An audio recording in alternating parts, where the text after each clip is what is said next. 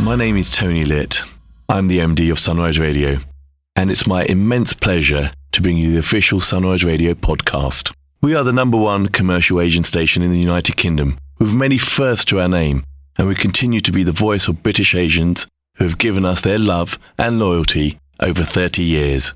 It's a legacy we cherish and a responsibility that we don't take lightly. Our aim has always been to entertain the listeners with the best of Bollywood and Bhangra, while also addressing their concerns. A real voice for the community, a vibrant community, and a great nation. We are proud to be British and Asian. This podcast is a compilation of some of the things we do on the station, with a stellar lineup of presenters who each have their own personality and style. It's entertaining, informative, engaging, and we hope you will enjoy it here as a podcast if you are unable to tune in to the radio. Don't forget to subscribe and tell your family and friends about this podcast, and do leave us a comment on what you think. We'd love to hear from you. All the best always. Team Sunrise. The UK's biggest station mix. Sunrise Radio. Ladies and gentlemen, it gives me great pleasure to welcome onto the show Mr. Jassi Sidhu. What's happening, brother? I'm all right. How are you feeling, man? I'm just watching this, feeling just... Let's just get this over with. I'm really getting angry watching this. It's probably better that you're chatting to me rather than watching that right now, right? Let's face it. Yeah, it's been an awful performance. But anyway, yeah. Anyway, What's happening, bro? all good, man. Always a pleasure to speak to you. I bumped into you. Well, I had the pleasure of seeing you earlier this week, which is good. We managed to have a little cup of coffee and a little catch-up. But we are here to talk about the brand new single, which we'll do in just a little while. But I was just telling my listeners that Chandigarh Kare Aashiqui, the Hindi film version, it feels like it only came out like last year, but it was 2021. How was that for you, man? Because we haven't spoken after that.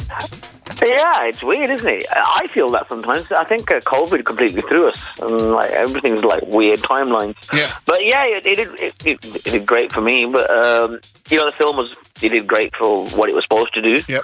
It was a very taboo subject. Yep. So anytime you dabble in Bollywood, it gives you a bigger exposure in India. And so now when you're performing that track, do you have to perform the old version and the new version? Do you only do the new version? It depends on how I feel. But I can flick between both. But honestly, in India, it's the Hindi version they like. Yeah, of course. I don't know why. You weren't very good. No, it's a decent track, man. You can't say that. And it uses the word sexy in it as well. So there you go. I can say you weren't very good, but it's what they liked and what they associate. So great. And it worked for what it needed to do. And to have a title track like our friend Raghav has got at the moment as well, after 20 years of the sex of Teri Baaton Mein, is the title track of the Hindi film right now as well. So there's a massive resurgence of revisiting songs from what is now yesteryear. I mean, anything that's 20 years old is yesteryear, man. Is there more in the pipeline? Are we going to hear more of your classics coming into films? The classics are not in my hands. They're all owned by Movebox. So that was just through Movebox did the deal and got me into the vocals. Mm-hmm. But we've got a couple of tracks this year. There's a Hama Crazy film. I've done a track called Drives Me Crazy. Mm-hmm. And then there's a Shilpa Shetty film. The song Sing that PBN did. We've redone it Gabru, and that's going to be coming out at some point, but I haven't got a clue about any time frames for those films. Okay, cool. Well, listen, you just mentioned PBN's name there. You promised us a Summer of Sidhu, SOS, last year, and that's exactly what you delivered with the 3 singles that you dropped. And you're about to drop a brand new one on Friday, and we're getting a world exclusive here right now on Sunrise. Why the big gap between the Summer of Sidhu and now the Spring of Sidhu? Well, this was supposed to come out then, but then I got caught up gigging, and then it was like, all right, should I release it? And then I just so caught up with shows, and now we're just like, okay, fine, I'm releasing it in February this year, and that's how it just fell. And this was kind of shot then as well. And now those tracks were really interesting. Each one so different from the other. I mean, is that the direction that you, or just artists generally, you did the big Bhangra banger with PBN with Hauli Hauli that I just played, and all of my listeners loved that. You had the wedding anthem that you told me was actually supposed to be like 7 minutes long, which someone complained about. A poo I was missing from the wedding anthem track. Yeah. And then, of course... And the one I do on stage that everyone named, but, we just one of those, it kind of ended up with being a very short... Because people haven't got the kind of patience to listen to long tracks anymore. Yeah, true. And also radio play is difficult with tracks that are more than 3 minutes. Yeah, let me say this 9-minute song. Yeah. No, definitely not. And of course, Chute with Tavnoor as well was completely different. Yeah. And now Chardi Jawani is a completely different vibe. So is that the direction that you're heading? You're not doing the big tall bangers anymore? I don't, what, I could do them tomorrow and this is what I know, but there really is a very dwindling audience towards that. And it's strange because if you go to a wedding, all you hear is Tool songs. True. What they do is just pick up the latest Karan Aujla song and put a Tool on it. Yeah. But it's strange, but they don't want a Tool song, if that makes any sense. Yeah. It's like if you put a song out now with a Tool and Tumbi, like, Paji, oh, same kari jande hain, kuch different karo. So then it's just one of those now. You've got to follow the trends, unfortunately. And it doesn't matter what your heart wants you to make, you've got to just follow the trends and see if people accept that off you, which is what these 4 tracks were. They're all still kind of me, but they're just like different incarnations of me. And you're speaking about what your heart wants to make. Do you specifically, as an artist, want to make the Tool bangers, or are you enjoying experimenting with this new sound? It's what we grew up with, Jenny. We grew up with that kind of stuff, and that's what made me a success around the world. And obviously, your heart will say, "Let's just do a Bhangra song." You know, come on, hands in the air, and then it's like, "Okay, there isn't that audience right now for that, so let's just try what's going on right now." But also, the producers are at the moment, of course, Proof. We've got Icky, we've got Intense, who you've worked with on this single as well. I know Intense put out a little shout about 6 months, 8 months ago, going, if I wanted to put a Tool on my track, I would have done it. Why are DJs adding a Tool onto my track? Don't do it. Yeah. I love it. He's like me. But but then he did that song for Diljit that blew up recently. Case Chalda. And that had the old just VG samples on there. I gave him 2 views. Yeah. And that worked. And I suppose it's very hard to pinpoint. You know, when you're a superstar like Diljit, you could drop whatever you want. People accept it. But there's a reason the whole industry right now is in a very urban state. Yeah. And when you drop songs like this, Chardi Jawani, what do you as an artist expect from it? Is there anything that you expect from it? Or do you just go, I'm just giving you a little drop back in the ocean just to remind you that I'm here?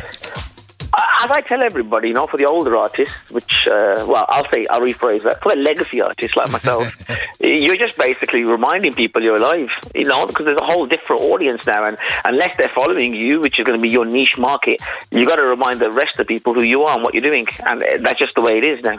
And is the trick, I was talking to Roach Killer a couple of weeks ago, is the trick to try and make a song that has got a hook line that goes viral in dance videos? Is that the thing that you're aiming for? You just broke up there, Johnny. What did you say? I was was talking to Roach Killer a couple of weeks ago, and he's saying that now you got to make a track with a hook good enough for it to go viral for people to make dance videos with. Bro, you used to make songs for X person, the this is all like this, those people like that. Now you got to make a song and hope someone dances to it on TikTok. Otherwise, you haven't got much of a chance. Right. And that is literally musicians are now content creators. Yeah. We are doing the same as Raj in his bedroom or Bali with her friends on, Ealing High Street, dancing away. Everyone just wants that. Something that will click and make it go viral. It doesn't matter now about the key, the sur, the tal, anything like that. It's just something for people to make reels to. Yeah, and also it's interesting. It feels like we should just go back to MySpace and people just make the music that they want to make, and hopefully somebody picks it up. Yeah, well, you know what it is now? It's an equal playing field. Anybody sitting in their room has got as much chance as myself, much chance as Jazzy, as anyone else having a hit song now, because it just depends on it going onto socials, and that's where songs come from. TikTok dictates what's successful. Instagram dictates what's successful now, music-wise, which is. It's just a different world. It's really hard to kind of get your head around that. It doesn't matter about what you're making and how well you sing it or how brilliant the lyrics are. If there's a bit in there that some girl wants to do a little dance to, you've just hit the gold.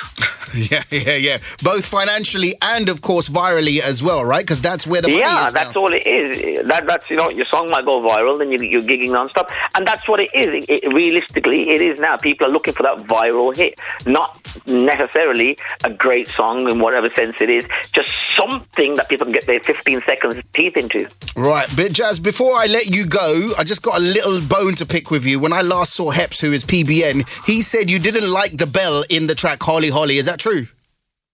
Yeah, I didn't like it. I love it. I love the promo ended on that bell, and I was like, I want more, man. I didn't like it. But then I just be quiet now. It's great. Like, no, take it out. Now I'm like, whatever you want to do. Listen, man, it was a summer of Sidhu. Hopefully now this song is going to bring us spring of Sidhu as well. Is there more music to come? What's happening next? I'm back on the road again. I've been on the road for like nearly 2 months, and it's exhausting, man.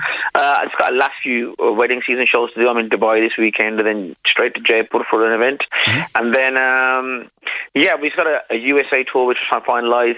There's the Evening with Jassi Sidhu UK tour we're going to try and put together for the end of the year. And in between that, another couple of singles if I can get my head around them. Amazing. 2024 is going to be a great year for you, man. I know it. I can feel it. Take care, bro. All the best. All right, brother. Bye.